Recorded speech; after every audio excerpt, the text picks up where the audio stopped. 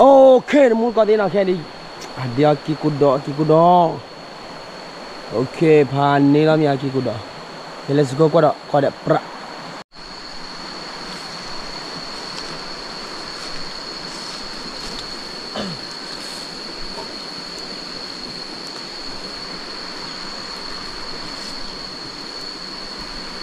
Aki kuda ni. Saja. Ni ada aki kuda. Kita. Ini lah ya. Ini bagus. Ni ada aki kuda apa? Saya tak tahu. Lagi dah kuda le nyokong mana? Le 3 kg kepala. Saya dah aki kuda le mul kau ni.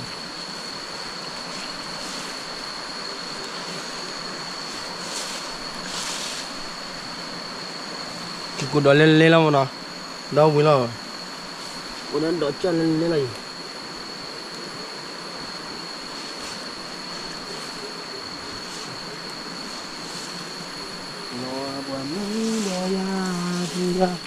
Bây giờ thoát đế thằng không à?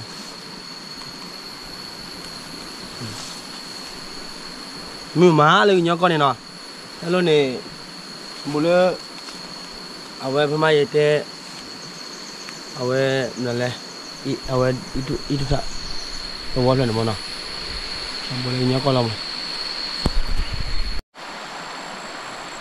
Thế dia kikudor mun con đi, kikudor. Kín cuốn với lá lên là kikudor lên này. Kikudor lên này. Ada. Oi.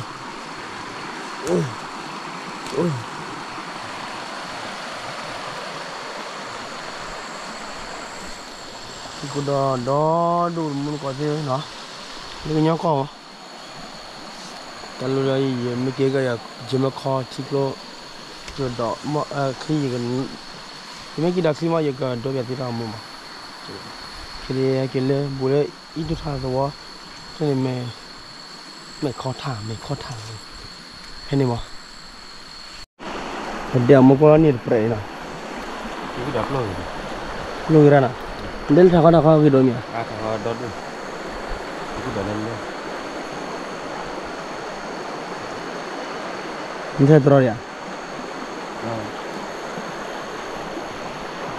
Ini cikgu ni. Ya, cuma mulai merah muklo bayi. Nah, cikgu mana? Hah? Merah klo? Merah klo. Okay, mul kau saya beda cikgu dah ya. Atau awak merah klo na? Merah klo. Mai. Itu 3 kg kepala mai.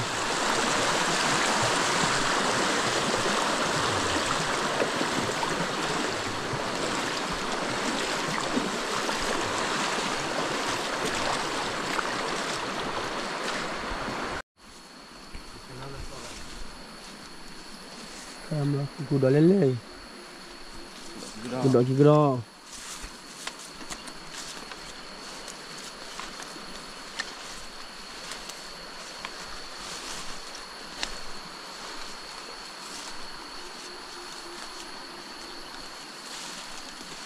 Ini nendang kira. Ini dia ya. Bothora ya. Ini jual kau di mana? Bothora ya okey bela. Bah. Boleh kau tu kau beli hari dadu lah.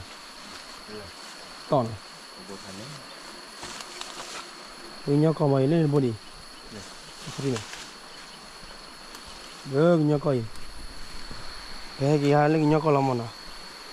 Agak 3 kg lama. Awak me. Jangan nak ciklo boleh. Merah klo tu mungkin kau mana nak homa merah klo le. Cuma nyamu 3 kg le nyak la nak homa mana?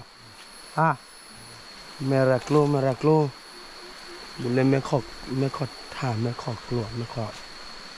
Le me kok tua dia. Boleh bawa. Merah klo memai. ini mun kaki ku doi do carai ibu ada dia ni pak ini dia ini body dead body đadu ini tahu clever đadu ok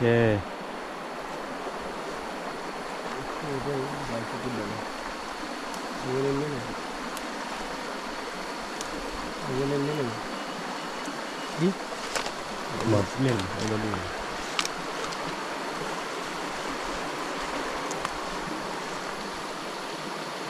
luôn mình nhặt cứ đi lạc lâu đó luôn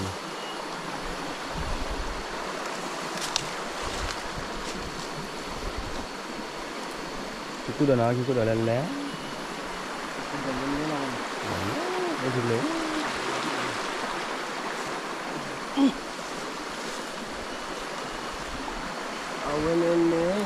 lên lên bông ạ ora boleh panen boleh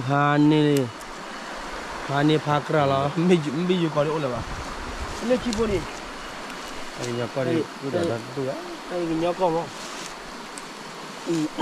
ini miju kau oleh bah lapi ada be chalot pulau mata dede ni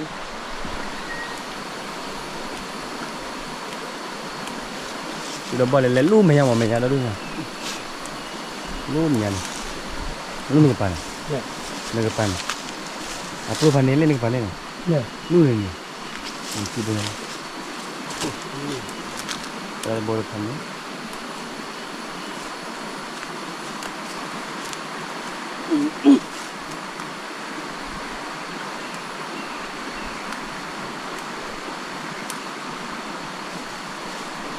Kan lo ni balik wan desa orang ni. Ani cerita dulu. Ha? Balik wan desa orang ni mulu panen. Ini masih baju ha? Ha? Ha? Mana ni? Masih baju kicau ha? Kicau apa? Bagus kan buat ada le ni? Nah ada le ada bu. Dorang ni. Nak panen banyak bu mah. Kok? Ayah. Kalau itu dah panen. Ayah. Panen.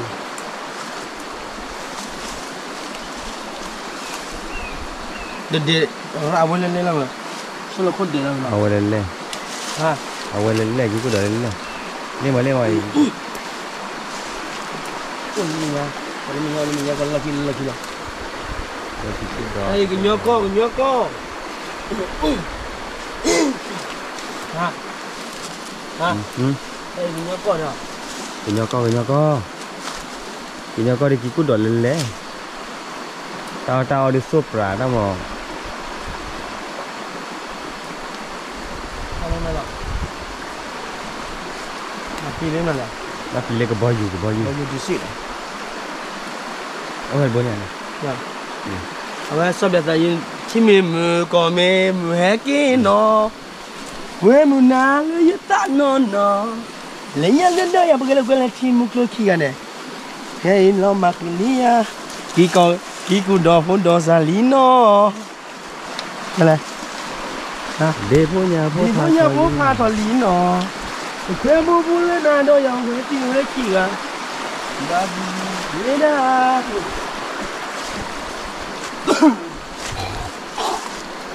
Berkado yang karuna. Ini.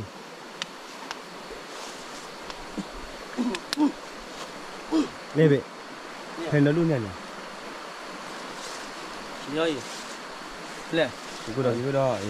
Kiku dah pun dah salino. Hei, mun kau dia kiku dah pun dah salino ni kau ni. Nun. Kio. Awalnya kacau ni lah. Ya le dah panen. Kado kiku. Le. Lu le dah panen. Le. Lu dah panen. Kacau ni lagi. Panen banyak dah boleh. Cuci panen. Ya.